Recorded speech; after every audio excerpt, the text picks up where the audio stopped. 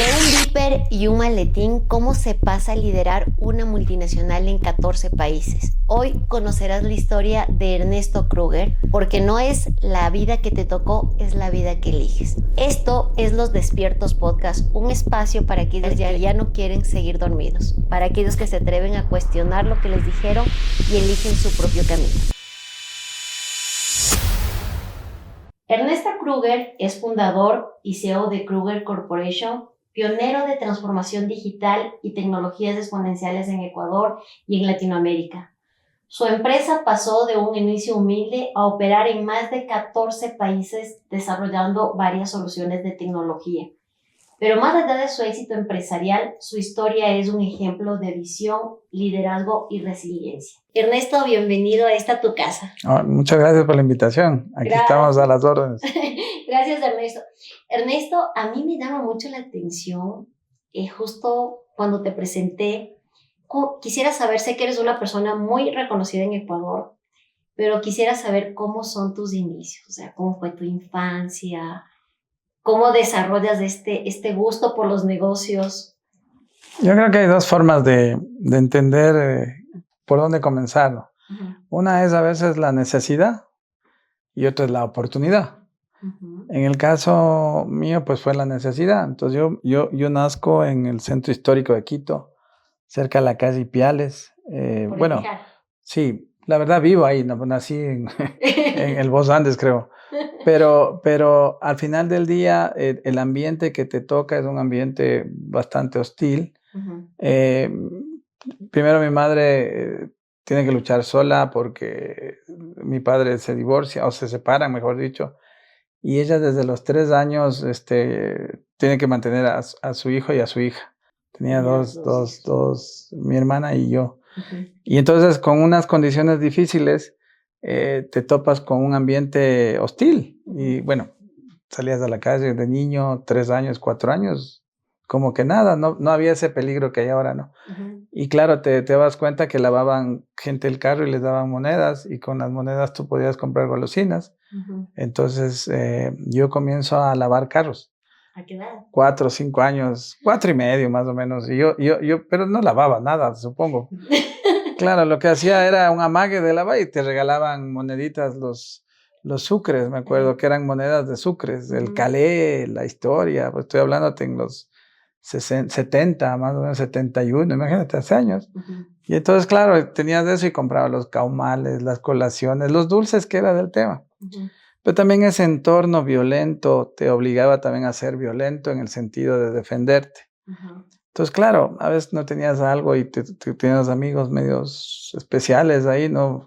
Gamines o medios pseudo delincuentes de 7, 8 años, en donde el ambiente se hacía hostil. Uh-huh. Y también tú aprendías a hacer, en cierto sentido, cooperar con ellos en robarte una revista, en ir a... Entonces, ese ambiente malo... ¿A cooperar? Claro, ese ambiente malo hizo despertar también la parte del individuo que así como tenías hambre, comenzaste a detectar eso. Y mi madre se dio cuenta a tiempo. Uh-huh. Y me lleva para el sur de Quito y me desarraiga de los amigos malos. Uh-huh. Y que eran bien malos, la verdad que eran famosos luego. Yeah. Entonces mi mamá era extremadamente, con su sacrificio, era trabajadora social en el Ministerio de Salud. Uh-huh. Y todo su esfuerzo era en la educación de los hijos, pero me becaron. ¿Te becaron por ser muy buen alumno? Sí, y ella dijo, bueno, al final terminas pagándole al colegio lo que te hicieron por ti, ¿no?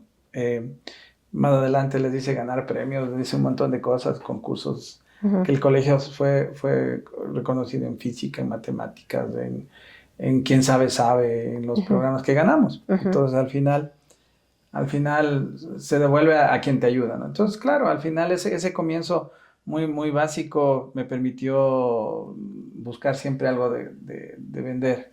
Entonces yo buscaba vender, entonces antes dábamos exámenes, hojas de papel ministro. Uh-huh. Entonces yo comenzaba a buscar, que un tío tenía una escuela y tenía un montón ahí, yo vendía eso. Las hojas las vendía. Las hojas, claro. Uh-huh. Yo tenía todo eso y comencé a dar clases. Sobre todo yo decía que con la cabeza puedes dar clases. Y ahí ya comencé a trabajar en especial de vender lo que tenga a mano. Ya. Y por ahí probé ser albañil porque un amigo me dijo, vamos a ser albañil. Eso no fue lo mío, pero probé, ¿no? Y de ahí, pues, ya fui a la universidad, a la Politécnica.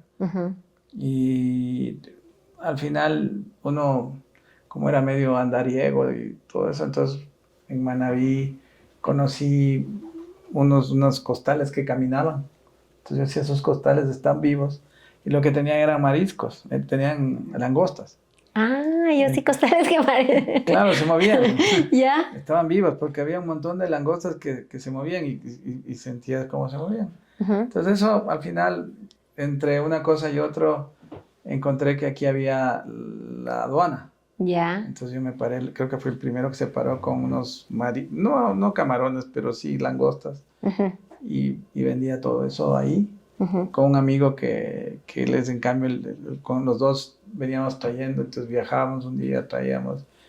Y así comenzó una historia de mucho éxito desde el punto de vista financiero, porque vendía, primero comencé con un costal, luego dos, luego tres, cuatro, cinco, y se acababa todito porque la aduana tenía mucho dinero, la gente. Entonces yo sabía dónde había dinero y sabía qué marketing había que hacer, innato, y seguía estudiando en la Politécnica, era muy duro, ¿no?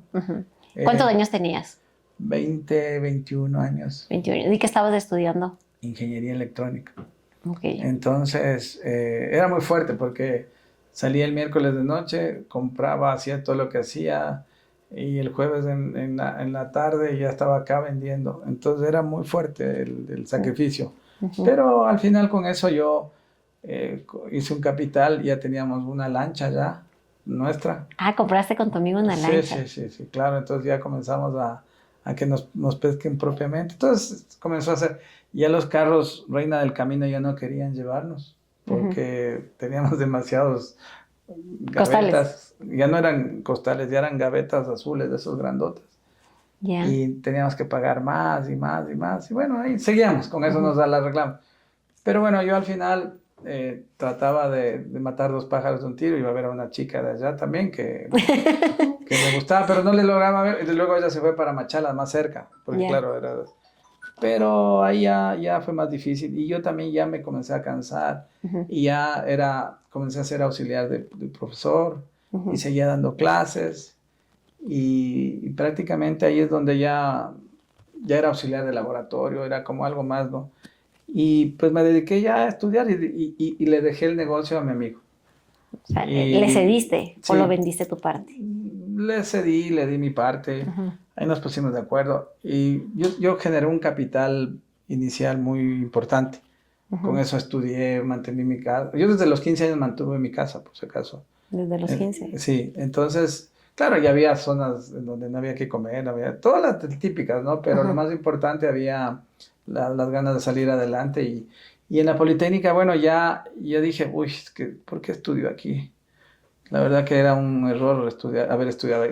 Con cariño lo digo porque estudié y acabé y me gradué de ingeniero. Pero era demasiado impráctico los temas y yo ya estaba en otra historia. Y luego comencé entre clases y prácticas de una empresa de Guayaquil. De ahí pues ya me enamoré y me iba a casar. Después ya me casé. Después de un año vino un hijo mío, el mayor. Y claro, los pañales eran carísimos. Entonces, ¿todavía tenías capital o ya no de lo que...? Yo con el capital me movía así, ¿no? Digamos que no es gran capital, pero sí tenía lo suficiente como para que mi mamá esté bien y el hogar ahora que estaba armando esté ya enrumbado, digamos. Entonces ahí comienzo a tener contacto con el mundo de la tecnología. El mundo de las computadoras. Yo no me gustaban las computadoras, no, a mí me interesaba el tema físico, lo real. Y ahí pues, hubo un día que te regalaban las computadoras con un préstamo del IESE, que se había un instituto al final uno tomó y ese rato que tienes eso te amplifica la mente porque ya tenía cosas importantes haciendo cosas. La Politécnica te da una base de estudio muy fuerte, de concientizar cómo trabajar para cosas, ¿no?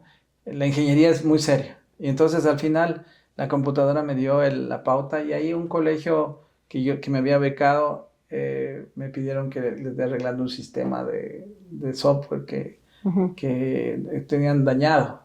Yo no tenía idea en qué estaba hecho, pero el que tenga Politécnico, si tienes un manual, comienzas a entender la matemática, eso, y armé en el colegio, le arreglé el sistema, y de ahí pues me dieron una oficina, nació ahí una empresita de servicios.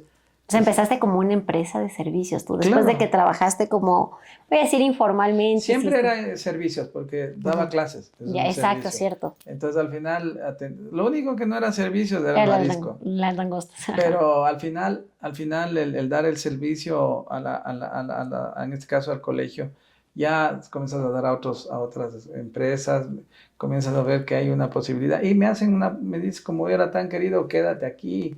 Entonces yo armé una red de computadoras, también dimos clases a personas en las tardes, creamos un centro de cómputo brutal. Ahí aprendí un poco de más cosas, ¿no? Hacer redes, todo más. Y la empresa ya comenzó a dar servicios a otros. Y ahí era Kruger y asociados, y yo era el único y no había nadie más. Entonces los asociados era cada vez que necesitaba alguien. Luego entra un chico a practicar conmigo, un muchacho, luego otro. Y éramos de entre tres, cuatro, y un mensajero que era mi cuñado. Hacemos todo. Ya. Y eso comienza a crecer y a crecer y a crecer. Y luego el software de la escuela, y por qué no hacemos un software para una empresa, y luego para un país, para una provincia, para un país y para el universo. Entonces yo decía, pensemos así, y ese pensamiento te fue, digamos, cumpliéndose en la medida que se fue dando. El primer software, hicimos un software que era un ERP para las empresas, y hasta hace un año todavía funcionaban. Y empresas comienzan a adquirir una opción nacional, porque todas eran internacionales, de sistemas de planeación de recursos. Entonces nosotros, la contabilidad, las finanzas, el inventario, comenzamos a hacer eso, y ese software se llamó Hiperk, y lo vendimos por todo lado. Y ese fue para una empresa, para un conjunto de empresas en varias ciudades. Y después vino el tema, bueno, y ahora para algo para las provincias y cosas. Entonces hicimos un software para cosas de provincia, gobiernos provinciales, cosas. Y luego dijimos, bueno, pues ahora nos falta el nacional. Entonces ahí comenzamos a trabajar con el sistema de impuestos del Ecuador, había la señora Elsa de Mena, y hicimos participamos dentro del proceso para hacer el sistema de impuestos. Y luego viene un concurso que nosotros siempre éramos valientes, no nos tenemos miedo a nada. Hoy no sé, no me hubiera atrevido, pero era hacer la historia laboral del IES. Todo lo que funciona hasta ahora, el sistema del core ¿Ustedes del IES. crearon el sistema? Claro. Entonces ahí nosotros, sin miedo, estaba el IES quebrado, desarrollamos un sistema, hicimos el uso del Internet, que nadie lo tenía claro el tema, y nosotros creamos el software que hasta ahora funciona. Te cuento que no le han cambiado la parte de atrás. Y entonces ese software ya se hizo reconocido. Entonces ya fue primero Tungurahua, después del país. Y después decíamos, bueno, el siguiente paso nos toca para todo el mundo, hacer un software para todo el mundo. Entonces uno trae lo que uno concibe como posible. En esa visión que hiciste, faltaba y lo hicimos. Ajá. ¿Cuándo fue eso? En el 2004 más o menos, que hubo el Miss Universo. Ah, en el 2004 comenzaron Sí. a hacer todo esto No, ya. el Miss Universo. ¿Te acuerdas que hubo aquí el Miss Universo acá? Entonces el sistema de boletos para el mundo, adivina quién lo hizo. Nosotros. Entonces en 2 semanas nos tocó hacer un sistema de boletos para todos los de otros países que compraban las entradas y todo. Y fue el primer e-commerce del Ecuador que generó $2 millones. Fue muy interesante. Entonces cumplimos hasta ese año absolutamente todas las metas que estaban. Entonces ahí que venía después, pues crear cosas, seguir desarrollando cosas. Después entramos a un grupo empresarial muy grande del Ecuador, el más grande. ¿Cuál? Y Corporación Favorita. Desarrollamos todo el sistema de Favorita. Hasta esta época seguimos haciendo cositas. Y eso, lo más lindo fue que fue la empresa más eficiente del mundo en cuanto a retail. Entonces, y claro, ¿Por qué? Porque tenían el costo de eficiencia más fuerte con nosotros. Entonces, todo esto iba creciendo así, ¿no? Y después comenzamos a atender a empresas de telecomunicaciones. Yo había atendido a una empresa y me becaron a Israel. Me mandaron a Israel a estudiar. Esa empresa de agradecimiento porque les hice ganar mucho dinero. Y cuando me voy a Israel, ahí en cambio adquiero los skills muy fuertes del ser bien práctico, ¿no? Y el judío es muy práctico, usa poco lo que necesita y lo usa muy bien. Entonces ahí me dio una visión más fuerte del tema, puse en práctica en gobiernos, en cosas, porque me mandaron a estudiar algo como que sería el e-government de acá, ¿no? Ya. Y bueno, fuimos a hacer, luego nos comenzaron a reconocer como la mejor pequeña empresa, ya empresa como industria de la tecnología. Manejábamos metodologías, cosas que nadie manejaba y fuimos pioneros en ser software factory y cosas. Entonces siempre estábamos en el mundo de la tecnología. Y claro, con el tiempo tú te topas que bueno, te dan premios por todo lado, esas cosas, pero eso no es lo más importante. Te topas que estabas cambiando la vida de mucha gente que trabajó contigo, que se formó su empresa, luego, o muchas cosas, personas que actuaron bien, ¿no? Hay otras que no. hay siempre en todo el planeta desleales, envidiosos y de todo, pero eso es deporte nacional en el Ecuador, parece. Pero al final, nosotros dentro de este proceso, hay una anécdota importante, que es una hija mía, tenía 13 años y me dice que no iba a trabajar nunca conmigo, porque era muy difícil el trabajo y ella iba a la oficina y veía una oficina horrible. Horrible, o sea, no era horrible, era una oficina. Pero ella decía, no, papá, aquí le falta color, le falta algo bonito. Y eso nos dio la pauta de entender que venía una nueva generación de gente, millennial, centennial, en donde ellos apreciaban mucho el tema de sentirse en un ambiente bonito. Y ahí, para esa época, porque había mandatos 8 que se inventaban, que tenías que traer a la gente, que no podían estar en las empresas, nosotros ya teníamos más de 200 personas y tenían que estar en un solo sitio. Y montar 200 personas, menos mal, habíamos comprado un terreno frente a nuestras oficinas, que era un garaje. El garaje se convirtió en 4 pisos y al frente se convirtió en un edificio. Ese edificio fue totalmente diseñado como Google, entre toboganes, salas de juego. Es totalmente, fue lo más raro en el 2014 que la gente viera, entonces hizo una como atracción turística, porque contamos 32,000 personas de visita, entre universidades, gente de afuera, todo, porque era un Google con sabor latino, y mi hija sí trabajó conmigo. Ahí sí. Sí trabajó, entonces un poco ese momento, esa disrupción, hizo que también devolviéramos a la sociedad con algo social. Hicimos un laboratorio de emprendimiento que fue el origen de todo el ecosistema de emprendimiento acá, que se llama Kruger Labs. Y nos conocían más por Kruger Labs que como Kruger Corporation, que era nuestra empresa, la madre. Y entonces ahí comenzamos a hacer un tema de apoyar a los emprendedores, apoyamos muchos. Precisamente mañana vamos a hacer una entrevista del origen de yasta.com, que fue lo que hicimos nosotros. Hicimos muchas, unas 40 empresitas que apoyamos y que muchas ya no están, otras están luchándola, otras están rompiéndola fuera del país. Y fue el germen para muchas cosas, ¿no es cierto? Entonces, a partir de ahí, pues seguimos haciendo cosas. La vida por ahí te presentó unos temas también en donde te hace replantearte cosas. En el 2007 sufro por un virus, me da un infarto. Te dio un infarto de corazón. Sí, pero un infarto por virus. Por virus, no porque estabas mal del corazón, no. ¿Ya? Entonces eso te hace cambiar un poco el enfoque y te hace replantear cosas. Y bueno, desde ahí comenzamos a replantear cosas. Pero es como que medio más, te haces más inquieto, no sé qué pasó.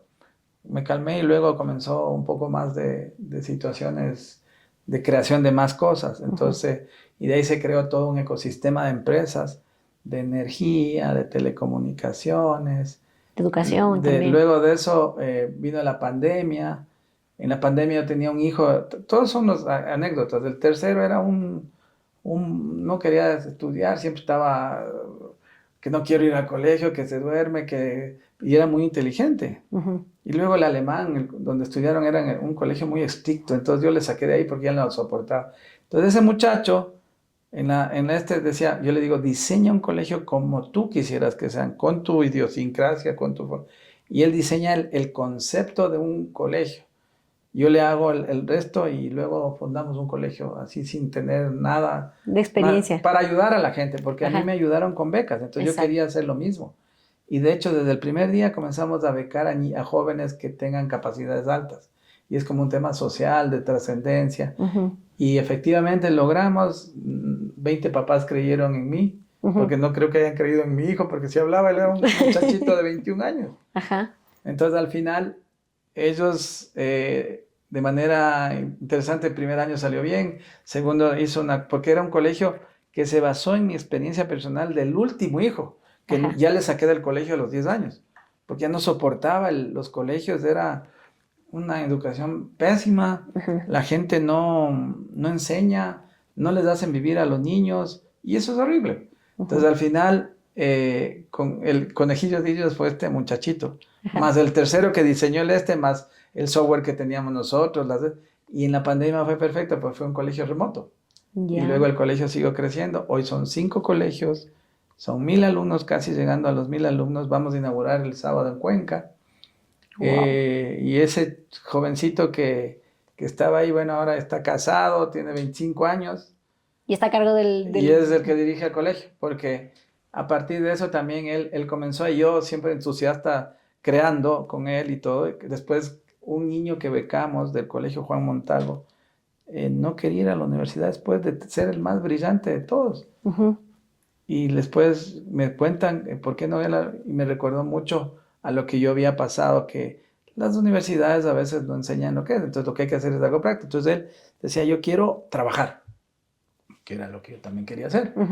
Y al final digo, aquí está una oportunidad para hacer un instituto que sea para que la gente trabaje. Y creamos el Instituto Kruger, que luego era avalado por el CENESID y todas las historias. Y el Instituto Kruger hoy arrancó en octubre, hubo unos problemitas en el interín con la persona que contratamos para dirigir.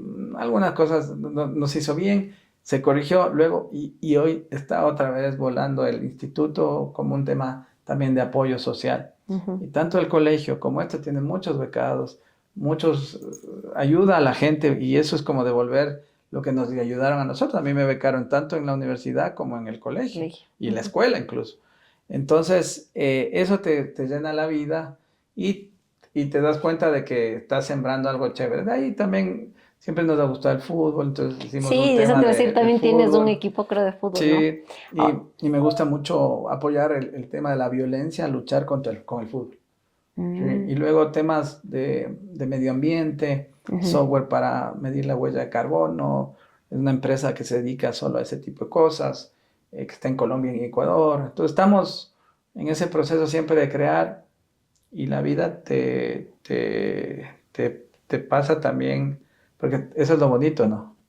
Pero supongo que querrás escuchar lo feo. Claro, yo justo te iba a hacer una pregunta y te iba a decir, porque tú dijiste hoy, cuando nos estabas contando la historia, que estoy como, wow, como un niño que empezó lavando carros, que fue becado, logra crear tantas empresas, está impactando tanto el mundo, o sea, con tus colegios, con la forma en la que están educando, que sí quiero abordar más adelante, pero tú dijiste algo, y yo no hubiera hecho eso, o sea, yo no hubiera hecho el proyecto del IES, porque hoy tengo miedo, o sea, ¿cómo en su momento, cuando tú estabas iniciando, no te paralizaba el miedo?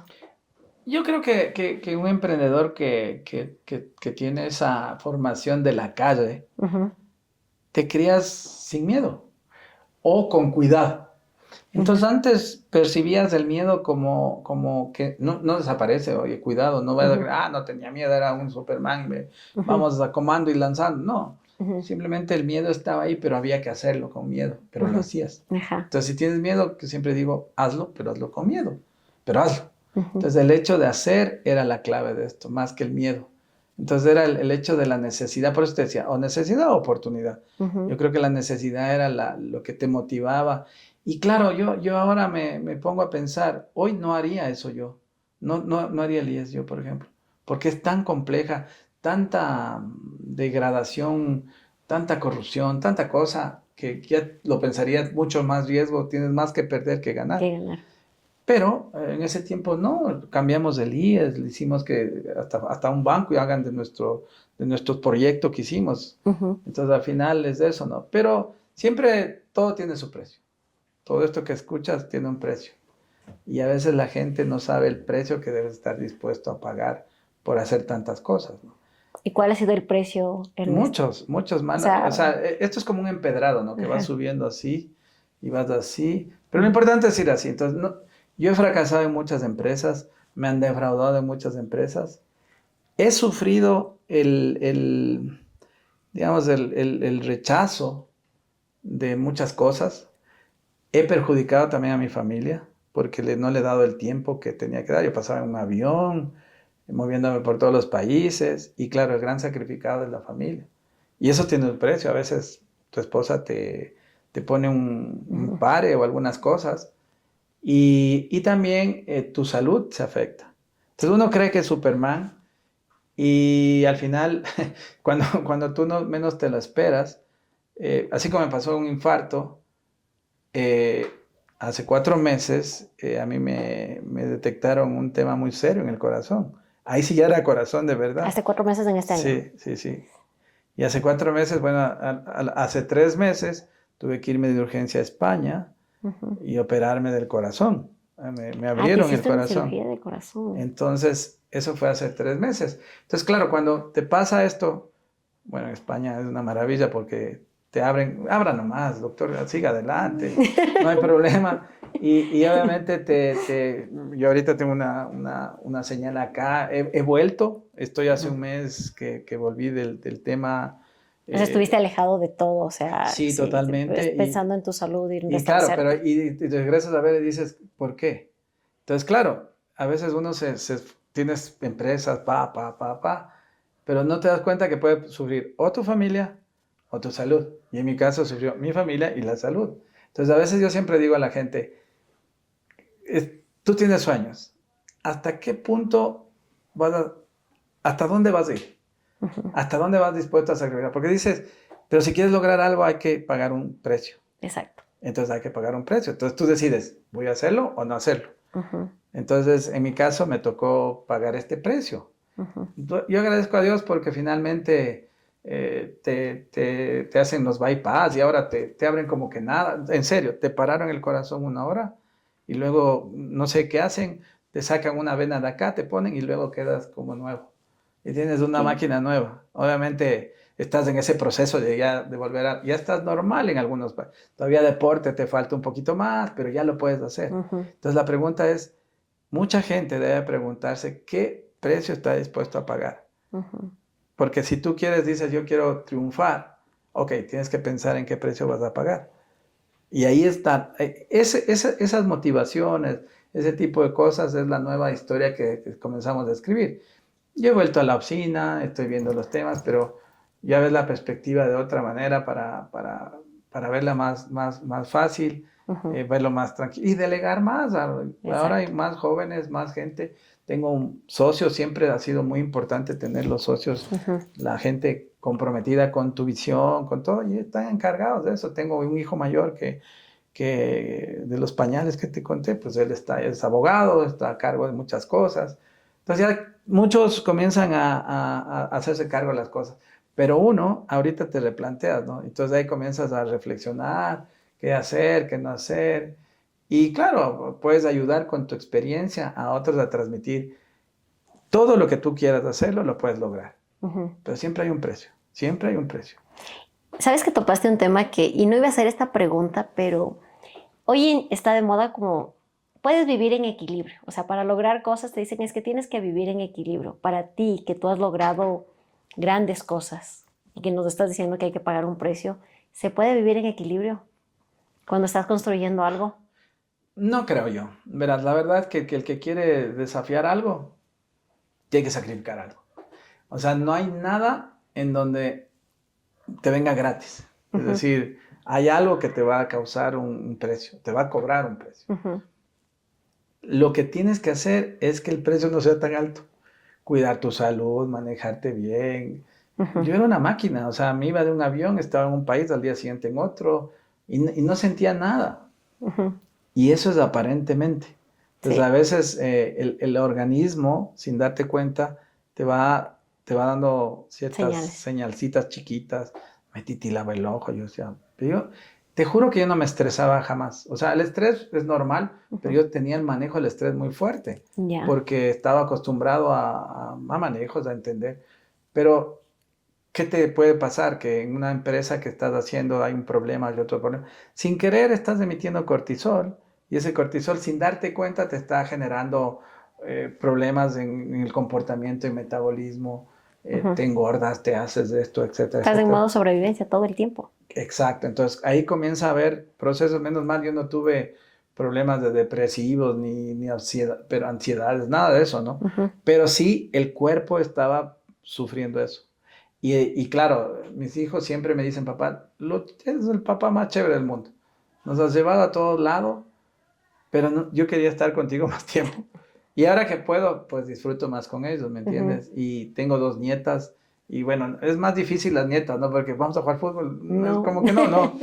Pero bueno, no, ellas juegan, hay una chiquita, vamos a jugar, listo, pero no es lo mismo, ¿me entiendes? Ajá. Entonces es tratar de disfrutar esos momentos bueno, a veces hay problemas con la familia, mi esposa también se enojó un poco por esto Por lo mismo que que pasabas pasó. viajando y solo Claro, entonces al trabajando. final, como digo, vas tratando de recuperar el tiempo y recomponiendo cosas. Entonces también te haces sabio en el sentido de distribuir tu tiempo. Por eso te decía, no es que acepto ya entrevistas mucho, sino que lo que valga la pena ya y lo mínimo posible. Entonces, ¿por qué? Porque el tiempo ahora lo valoras de otros temas. Hoy estoy escribiendo un libro Ay, qué que se hermoso. llama Hackeando la Vida.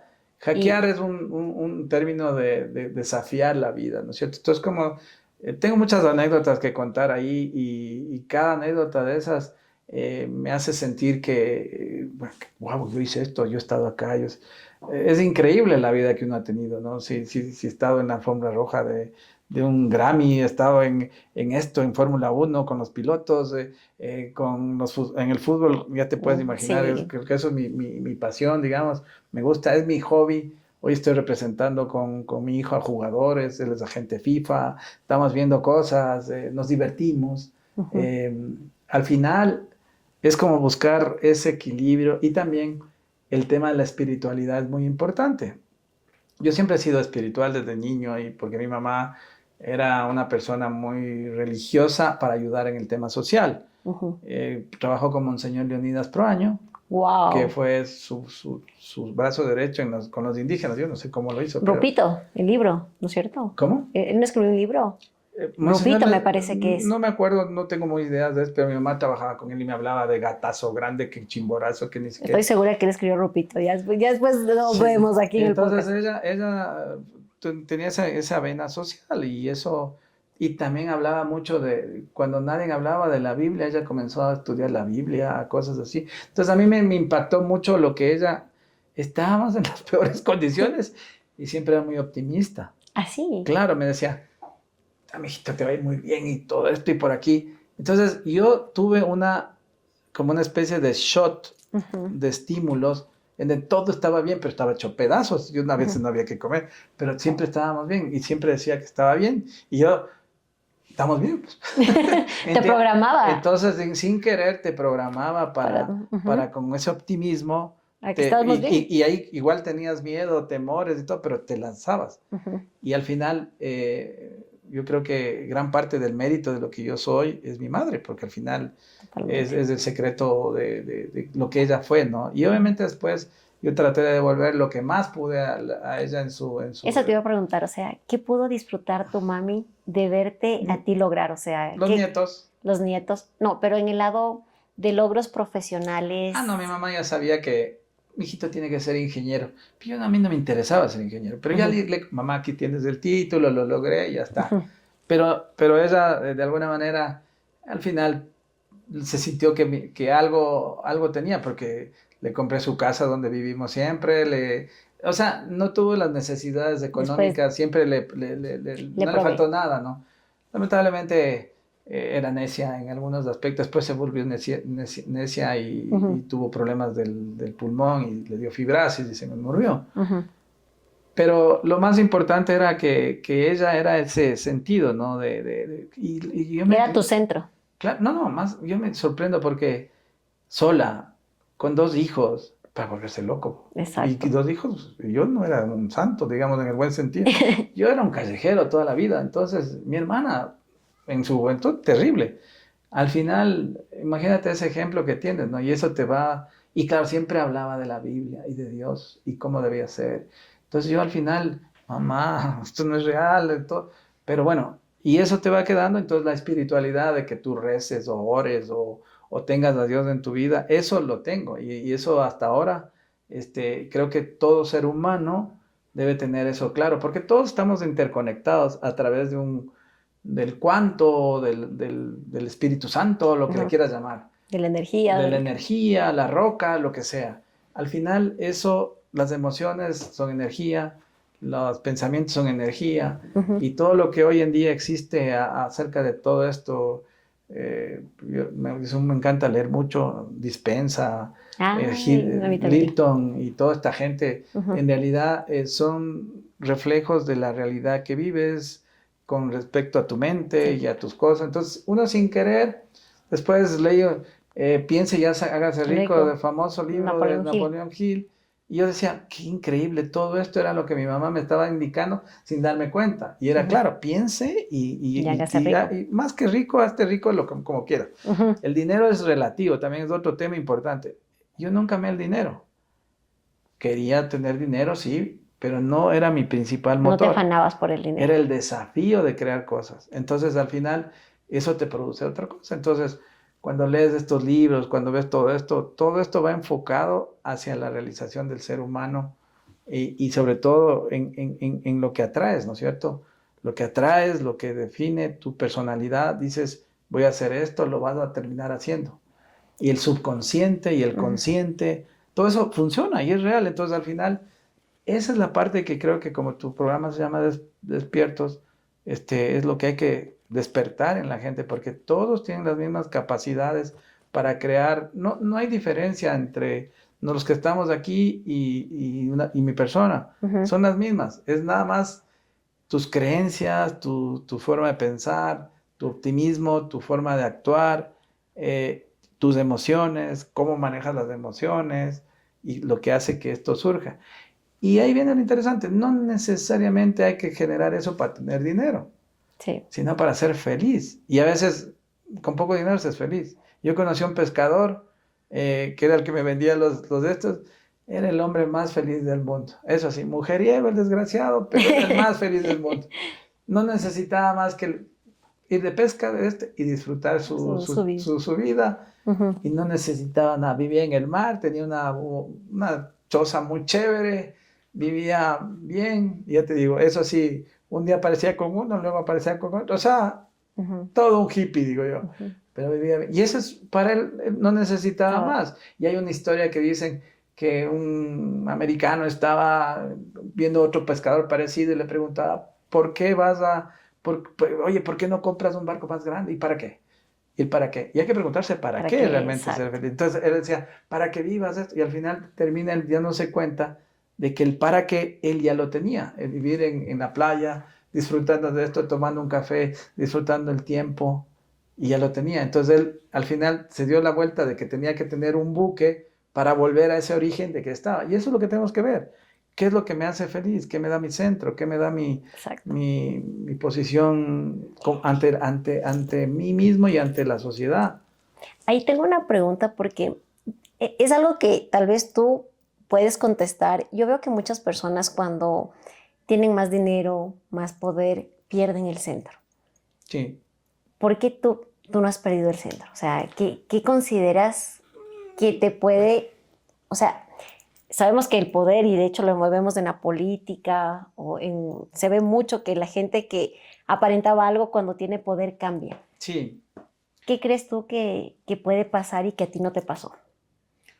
A ver, yo si tengo un negocio, voy a usar técnicas de todo para ganar un negocio, ¿me entiendes? O sea, me interesa el desafío. Pero ahora viene la pregunta, ¿qué me motivará a que el dinero me lleve a más dinero y a más dinero y a más dinero? Ahí viene el problema. Entonces, a veces las personas creo que no sufren algo que les mueva el piso. Exacto. Entonces, a veces yo he visto muchos amigos míos, de hecho un caso yo aprendí mucho de él, porque él llegó a ser el más rico del cementerio. Él murió. Y me acuerdo de él tanto porque yo trabajaba para él, hice mi primer proyecto en los Estados Unidos con él, instalamos un montón de plataformas en todo el Ecuador, los canales de televisión, radio, todo eso, y no tenía vida. Él me llamaba un sábado a las 10 de la noche a una reunión. Y yo le aceptaba porque me caía súper bien además, ¿no? Y me iba a verle. Pero yo le decía, oiga, usted está loco, ¿cómo va? Y yo creo que era la única persona que le podía decir algo. Y le decía, usted me llama el 10, yo porque me cae bien vengo. Pero, oiga, debería estar con la familia, esto. Y él, la búsqueda desenfrenada de tener más dinero, y más dinero, y más dinero, y más dinero, le llevó a mucha ansiedad, le llevó a las drogas, y finalmente un día apareció muerto. Entonces uno, cuando ves, hay dos maneras de aprender, por la experiencia de uno o por la experiencia de otros. Entonces yo tenía unos 30 años, digo yo, a esa época.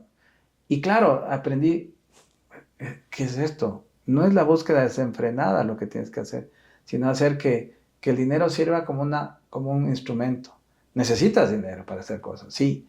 Tienes que sacar dinero en un negocio porque no es para el tema que si quieres crecer, tienes que tener dinero. Pero hacer de eso tu Dios, tu forma, ahí está mal. Y después uno va pensando, y cuando te pasan cosas como lo que me pasó, vas pensando en que el dinero es necesitas lo necesario, necesitas para vivir bien, y ver límites hacia dónde nomás tienes que usar el dinero, y invertirlo bien. Al final de tu última época que te quede, tienes que invertir bien tu dinero, en lo que hayas ganado, todo esto, y no hacerlo como más dinero, porque o sea, que mucha no sea el gente centro de tu vida. no llega a ser feliz por el dinero, y está demostrado, el dinero no te da la felicidad, no te da. Te ayuda a comprar cosas, pero no te da la felicidad.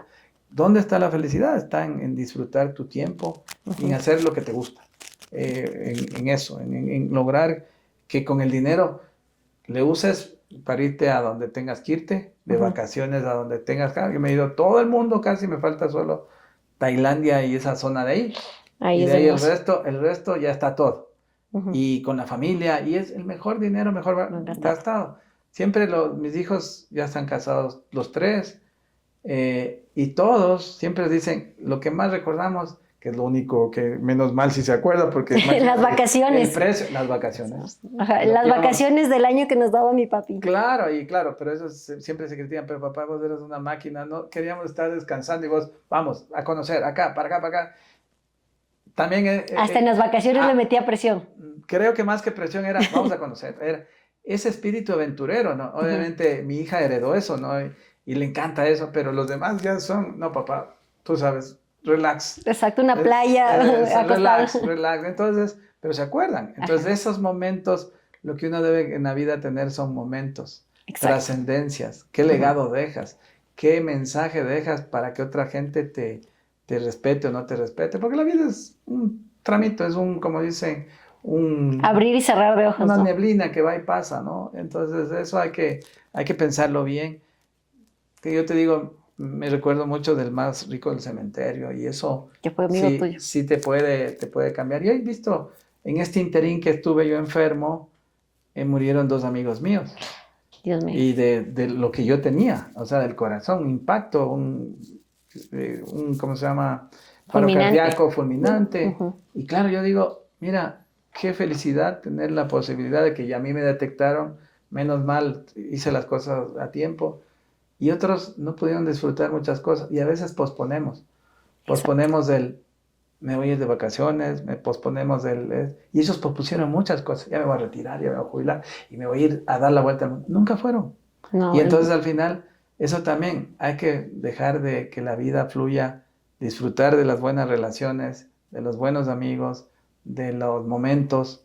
Y eso es realmente y tener una buena espiritualidad con lo que creas. Exacto. Esa es la clave. ¿Hay algo? O sea, primero, en verdad, gracias por esos consejos tan valiosos que nos estás dando. O sea, yo considero que nos estás transmitiendo tanta sabiduría en cápsulas sobre cómo no afanarte sobre el recurso y el instrumento que es el dinero. Hay algo que a mí me llama la atención. Tú eres uno de los pocos empresarios exitosos que ha diversificado mucho su negocio. Uh-huh. Te digo, yo como empresaria, emprendedora, que soy ahora, porque yo tengo una vida al revés, o sea, yo primero fui empresaria y ahora soy emprendedora, algo que a mí me llama la atención y te digo, lo voy a hacer como para mí, y pensando en personas que están pensando como yo, ¿cómo has logrado diversificar y tener éxito, Ernesto? O sea, ¿cuál es el secreto de eso? Llevas una mala percepción. Exacto. Eso, corrígame. Porque yo he emprendido muchas cosas y han fracasado muchas cosas. Ya. Entonces ahí la pregunta es, ¿qué es lo que ha tenido éxito? Algunas cosas. Exacto. Entonces uno, como emprendedor, pruebas acá, pruebas allá, pruebas acá. Y como te digo, puedes haber probado 50 cosas y 10 te salieron. Ese es el ADN del emprendedor, que no tienes miedo a fallar. Y como no falla, entonces ahí justamente trabajas en esos que te salen. Y la gente premia el éxito. Entonces, claro, ven la escuela, ven el fútbol, ven esto, ven la empresa. El instituto, lo que sea. La empresa de tecnología. Claro, entonces ves lo que está ahí, pero no saben que fracasé en algunas empresas, quebré algunas empresas, incluso hice un restaurante, me acuerdo, quebré el restaurante. O sea, el mundo del emprendedor es un mundo en donde depende de tu ADN, qué tan dispuesto estás a fracasar. Y hay mucho fracaso. Pero cada fracaso es un aprendizaje. Yo, por ejemplo, ya no me metería jamás en restaurantes. Ya no me metería en ese tipo de negocios porque ya lo viví. Entonces, lo que uno va viendo y lo que ves, por eso es una percepción. Exacto. Es lo que diversifica. Y claro, tú encuentras una oportunidad y te lanzas a hacer algo. Ahora, ¿qué es lo que pasa? Después de esto que me pasó, el ADN está ahí intacto, ¿no? Pero no voy a meterme a ahorita más cosas. Incluso voy a revisar qué voy a vender, qué voy a hacer esto para un poco hacerte más pequeño, no como empresa, sino como a qué te enfocas más. Porque donde está tu enfoque está tu energía. 100%. Y claro, entonces ahora con esto que te digo, voy a gastar más tiempo en familia, o en disfrutar, o ir de viaje, en conocer personas, en saber qué puedo hacer nuevo, muchas cosas, no lo sé, pero es distinto ya el mensaje. ¿Me entiendes? Porque, claro, puedo diversificar ahorita, hacer un negocio, sí, yo te lo voy a hacer. ¿Y cuál es el objetivo? ¿Me entiendes? Entonces ahora viene bien las prioridades de plantearse mejor los objetivos. ¿Para qué? Como el pescador, ¿para qué? ¿Para qué? Exacto. Entonces ahorita tengo una nueva oportunidad, tengo cambiado la máquina. Entonces ahora dices, bueno, ¿y ahora qué? Entonces vamos a ver qué. Y estoy en ese plan de ese relax y todo, ¿no? Porque voy a la oficina, yo doy lineamientos, cosas, pero ya otra persona tiene que hacerlo. Esos cambios yo antes, a ver, ¿qué hay que hacer? Me arremango, yo no soy de esperar, o sea, vamos. Ahora cambió, entonces... Sí, ahora sí solo ve. No, pero después de tantos años. No, también soy inquieto, me meto acá, me comienzo a investigar cosas, hago muchas cosas de inteligencia artificial, me divierto, pero claro, para algunos está en la computadora y será diversión, a mí me divierte, ¿entiendes? Entonces ahora otros puede ser que sea aburrido, o leer un buen libro. Yo no leo libros en físico, no leo en el iPad. Entonces me encanta la lectura, disfrutar de los momentos, caminar, meditar, ese tipo de cosas, ¿no? Ernesto, para quien hoy tiene una sola idea y pocos recursos, ¿qué le dirías? Que lo haga. No hay, yo no tenía ni un sucre, como decíamos antes, ¿no? Y siempre he comenzado cosas de cero, ¿no? A veces uno dice, es que y ahora es más fácil, ahora hay inversionistas ángeles, hay venture capital, hay un montón de cosas cuando algo realmente vale la pena. Pero siempre hay algo ahí las oportunidades están a un clic de distancia, a ver cómo hay gente que salió en la televisión o en una camarita así, haciendo alguna payasada y hoy son influencers y viven de eso. Y entonces al final del día, mira, es lo que... ¿Y cuánto les costó? Tener un teléfono, digamos, como quiera te da tu papá. Y de ahí es todo. Y de ahí es las ganas, el enfoque, el ver. Ahora, cuando ya quieres crecer, yo siempre digo, tengo un mentor. Porque si no tienes un mentor, ese fue mi error, por ejemplo, yo no tenía mentores. Bueno, tuve un mentor israelita, un mentor, digamos, pero no era el mentor cercano, eran mis ejemplos y que les hacía y ellos me llevaron y me empujaron y me ayudaron. Y al final del día eso te ayuda, pero hoy en día hay tanta información para no meter la pata por uno mismo, sino puedes equivocarte en pequeño y rápido. Entonces ese tipo de cosas es lo que hay que hoy en día hacerlo, pero buscando el consejo de las personas, de alguien que tenga. Por eso tu programa, si tienes un montón, supongo que alguien va a tener ideas de acá, de allá, de por acá, y eso le va a servir. Porque yo me he topado con mucha gente, y eso es lo más chévere. Te digo, eso es lo que a mí más me llena. Oiga, ¿se acuerda de mí? No. Y le digo, usted me dio un consejo para hacer esto, otro. Y me agradecen porque me abrió esto, y me he topado con gente de todo. Y hay influencers como el que me hablaste, Nicolás, y cosas que algo hemos hecho por ellos, es decir, con un consejo, con un ejemplo, con algo que les dimos, o con una patadita para que se vayan ahí y no tengan miedo. Entonces, son miles de personas que debemos de haber ayudado a nivel de emprendimiento, a nivel de consejos, a nivel de charlas, yo qué sé. Y eso es lo más importante. Uno ahora está más rico de equivocarse. Planes de negocio. Coges inteligencia artificial, haces un buen prompt, te hace el análisis a profundidad del mercado. O sea, es más fácil hoy. Lo difícil es encontrar ese diferenciador que te hace distinto. Por ejemplo, una de las cosas que yo siempre decía, a mí no me gusta competir. Mira lo que te digo, a mí no me gusta competir. ¿Por qué? ¿Por qué? Porque la competencia significa que vas a irte por precio o necesitas capital para hacer eso. Entonces yo buscaba donde no había nadie. Cuando nadie hacía software, yo hice. Cuando nadie hacía una fábrica de software, yo hice. Cuando nadie hacía algo distinto de retail, yo hice. Entonces, ¿qué es lo que pasa? Tú puedes hacer cosas sin dinero, siendo uno de los únicos o pocos de ese segmento diferencial. Y ahí está la clave. Entonces, nadie tenía una software factory aquí en el Ecuador. Pues nosotros ya estábamos ahí, decíamos, nosotros no vayan tan fuera, aquí estamos. Y eso era el único.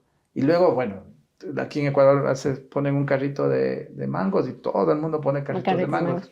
O la que está vendiendo los bolones. Y toditos siembran flores, ¿no? Eso es un problema de diferenciación. Entonces hay que buscar siempre, sin dinero, diferenciarte. Y buscar el nicho exacto de lo que quieres hacer. Siempre hay. Hoy es más fácil inclusive analizar, ver cosas especializadas. Hay gente que se dedica solo a hacer una cosa y vende en todo el mundo. Desde aquí. Entonces eso es lo que hay que buscar. Diferenciarse. Y no tener miedo, porque al final el dinero lo puedes conseguir también después.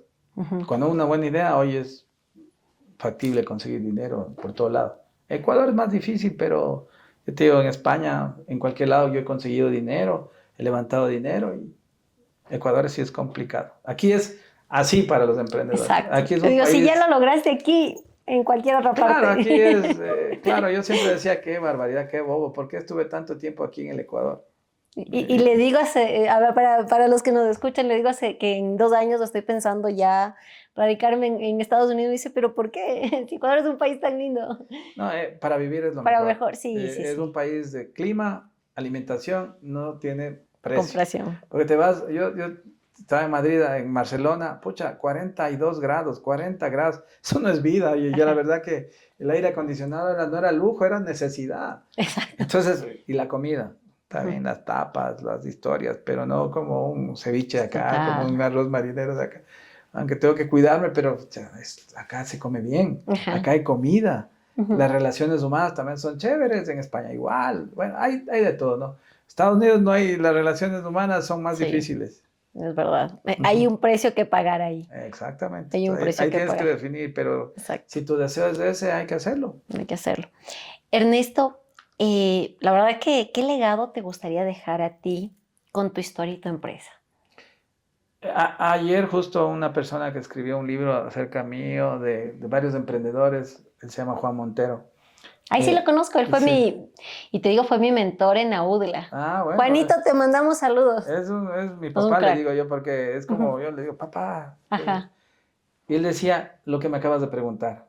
¿Qué legado vas a hacer esto? Porque él se enteró de lo que me pasó, me ajá. fue a visitar para ver que ya esté bien y ya estamos bien, ¿no? Ujú. Entonces, Se te ve perfecto. sí, creo yo. A veces nomás duele un poquito el músculo que Ujú, hasta que se cierre todo. ujú. Pero bueno, ahí estamos, ¿no? El fútbol nomás no puedo todavía jugar y eso me desespera. Pero bueno, él decía, ¿qué legado vas a dejar? Ujú. Y claro, yo me puse a pensar y él comenzó a dar ideas de muchos empresarios que les había dicho. Y yo digo, legado, yo creo que ya tengo un legado, la educación. Entonces es las escuelas. Ujú. Al día que aterricé, al día siguiente se graduaba la quinta promoción del colegio aquí en Quito. Ujú. Y mi hijo, el tercero, ven, pero estoy recién llegada, espérate, todavía, espera. Ujú. Nada, ahí te estaba el legado. Sí. Y mira, hay una anécdota, cuando yo decía, la educación está mal, hay de Pink Floyd, la canción de Rompiendo las paredes, Paredes, ajá. ese es el himno del colegio, y con eso entraron los alumnos. Justo quería preguntarte, porque yo tengo Entonces eso no mucha, tiene precio. claro, no, te iba a decir, tengo una audiencia de México, de Estados Unidos que nos ven y tal vez no entienden tu colegio. Yo sí quisiera que nos cuentes qué es de disruptivo tu colegio o la filosofía que ustedes tienen para que ellos entiendan, porque ya desde el himno ya está bastante disruptivo, ¿no? Pero Claro, se cuéntanos. graduaron. Hey, teacher, no necesitamos la educación. Entonces, es porque es real. La educación no ha Tradicional, sufrido ¿no? cambios en 100 años. Y entonces, claro, el colegio no tiene uniforme, no tiene esos formalismos. Entran a las 9 de la mañana. No tienen ese bullying, no existe un bullying ahí, porque el día que existe un bullying se expulsa a la persona. Es un colegio libre de prejuicios. Digamos, desde el punto de vista estructural es eso. Ahora, desde el punto de vista académicos, se enseña cosas prácticas, no cosas que no te sirven.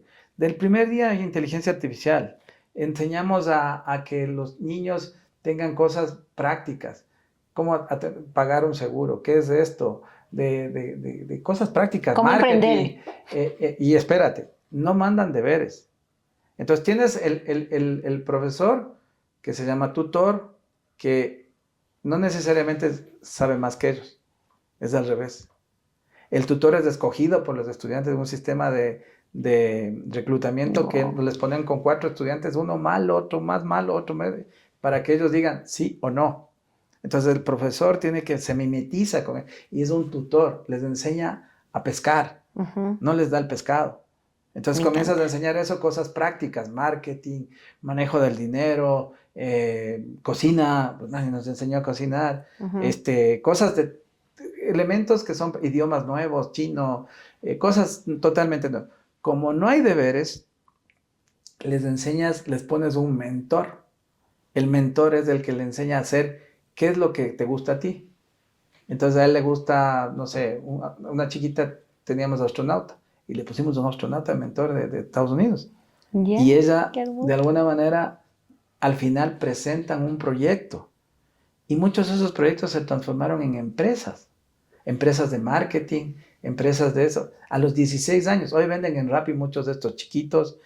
Y es como todo ese ADN de Kruger Lab, de todas esas cosas, están llevados a desarrollar cosas para que ellos sean emprendedores o que rompan lo que sea. Entonces hay miles de proyectos que hacen y los 10 mejores van a la Cámara de Comercio de Quito, les dan premios muy, de mucho dinero inclusive, y muchos han emprendido cosas y les ha dado ese ADN que tenemos nosotros de emprender y de hacer cosas a los niños chiquitos. Entonces, hoy te puedo decir que tenemos mucha lista de espera y el colegio es totalmente disruptivo. Les gamificamos a los niños, por ejemplo, ellos tienen una wallet una billetera digital. Con Crux. Los Crux, la moneda nuestra, en donde ellos pueden intercambiar en el bar. En el bar y fuera no te puedo dar por nombres, pero hay ciertas cadenas en Quito que aceptan Crux. Entonces es como un tema en donde el colegio les gamifica. Otra cosa, cuando entran los niños, ahí vos dirás, aceptamos a todos, ¿no? Cuando se mide el cuadrante, se hackea el cerebro. Entonces se ve qué hackeos tienes y cuando detectamos al papá también con el mismo hackeo y hay conflictos, papá, decimos primero tienes que solucionar el conflicto padre-hijo antes de entrar acá. Porque acá no te vamos a solucionar eso, porque hay cosas muy graves. Claro. Y entonces cada niño se adapta a si es matemático, si es artístico o si es híbrido. Entonces las materias tienen en función de lo que necesitan, no en función de que tienes que coger matemáticas, todas matemáticas. Sí, les vas a dar matemáticas y todo, que a propósito las matemáticas las enseñamos con Excel. Enseñan la vida práctica. Exacto. Entonces es una escuela totalmente súper disruptiva, que es la vivencia mía de mi último hijo. Hace un año se graduó él ahí. Entonces a los 4 años de fundar el colegio se graduó el conejillo de Indias, que venía estudiando en remoto al principio, y un desastre, primer año, segundo año mejor, tercero el tutor, y nació una metodología de enseñanza, eso, y hoy pues el colegio es lleno de jóvenes que son profesores, no porque estudiaron en una universidad filosofía de profesor, sino porque les encanta enseñar. Esa es la diferencia. Entonces, los profesores les encanta enseñar. Y si tuvieras, es contagioso los jóvenes. A mí eso, cada vez que voy allá, cuando me hicieron venir, me hicieron dar los diplomas, me hicieron hablar, y los niños, no hay ese señor Kruger, ¿qué fue, Ernie? ¿Cómo estás? Gracias. Entonces oye, me llama la atención porque Ernie es mi hijo. Y me dicen a mí Ernie. Entonces yo digo, wow. Y ves. ¿Pero tu hijo también es Ernesto o es sí, Ernie? Ernesto, el tercero. Ya. Entonces por eso te dicen igualito. Igual, no, pero que te digan así no tiene precio. Y la felicidad de cómo se gradúan y les entregamos una caricatura y su diploma y la felicidad donde los papás te dicen, oye, le cambiaste la vida a mi hijo. Eso no tiene precio porque, claro, vienen de bullying, de falta de amor propio de los colegios. Por eso la canción de Wall es exacta, porque te coartan Entonces, nosotros buscamos que los niños sean felices. Esa es la diferencia de un colegio en donde disfrutan, que un papá me dice, es la primera vez que mi hijo, después de haber estado en un colegio de renombre y todo, donde le encanta venir al colegio. Y claro, es un edificio en otros campus, y es distinto. Entonces, es una cosa que te enriquece, ¿no? Y al final te llena porque estás cambiando la vida de muchos niños. Estás dejando un legado. Y el legado está ahí. Por eso decía, menos mal ya he dejado el legado. Ya he dejado el legado, me puedo... Juan, ya dejé el legado. Sí. Ernesto, si pudieras describir una carta para alguien que la va a encontrar en 100 años, solo con una enseñanza, ¿qué escribirías? Yo siempre digo lo siguiente a la gente, ¿no? Que sueñen, que no dejen de soñar, que lo imposible solo tarda un poquito más. Y eso Qué hermosa frase. Sí, eso creo que resume muchas cosas, ¿no? Porque yo siempre digo, a ver, ¿esto es posible o no es posible? Y la gente se pone que nada es posible. Yo incluso creo que la muerte, un día de estos, se va a poder eliminar. ¿Y qué es lo que pasa? Porque ya hoy existen personas amortales ya. En California existe el Instituto de la Muerte. Y el señor Cordero, que es mi amigo, es el director del Instituto de la Muerte. Y el fenómeno va hacia que podemos ser amortales, perdón. ¿En donde qué significa eso? Lo que me pasó a mí. Te pueden cambiar un órgano, te pueden poner o te pueden... Porque hoy se puede imprimir, se puede ver, se pueden hacer cosas y cambiarte. Entonces te cambias. Y ya está, y sigues viviendo. Entonces la perspectiva de vida puede aumentar fuertemente en esto de amortales. El momento que te disparan o algo, ya no eres amortal, por eso se llama amortales. Todavía falta esa inmortalidad. Pero yo estoy seguro que de aquí a un tiempo también se podrá trascender hacia eso. Y si lo espiritual también tiene algo que ver, algo tiene que ver, porque el ser humano vive muy poquito. Sí. ¿Crees en la reencarnación? No. Yo creo en la energía que transmuta, eso sí. Es decir, acá se cayó algo, lo toma una planta y sigue, ¿no? Ujú, Pero la reencarnación es como que una conciencia pasa a otra conciencia. ujú, No lo creo. Yo creo que la conciencia es única. Lo ujú, único que vuelve es a esa fuente, ajá, como la energía eléctrica, como un ventilador. Le dejas sin energía eléctrica, el ventilador sigue hasta que para. El ujú, ser humano es eso, pero con conciencia. exacto. Sí, unos más, otros menos. Ernesto, la verdad es que yo he disfrutado muchísimo, hemos aprendido mucho de ti, gracias por ser tan tú, o sea, tan auténtico, tan real. Yo me siento en verdad privilegiada y a todos los que nos te están escuchando, sabemos que tú no tomas mucho entrevistas y el hecho de que estés acá, la verdad que nos sentimos honrados. Gracias por creer en nuestro propósito, en nuestra misión de despertar más conciencias, de tocar más almas que elijan vivir una vida diferente a pesar de haber estado en circunstancias difíciles como las que tú iniciaste. Así que si estás despierto, estás despertando, comparte esta conversación porque a veces una historia puede tocar la vida de otra persona. Aquí no venimos a motivarlos, venimos a despertarlos. Y si sintieron que eso hoy, comenta, yo ya desperté. Ernesto, muchísimas gracias por esta entrevista Gracias a ti, maravillosa. Verónica. Espero que podamos entrevistarte porque hay muchos temas que hubiera querido topar, o sea, pero muchísimos, el emprendimiento, el fútbol, pero sabemos que tu tiempo también es limitado, sabemos cuánto nos escuchan acá y te agradecemos por este tiempo. No, encantado de haber participado. Muchas gracias, Ernesto. Gracias a ustedes, mis despiertos. Un gusto.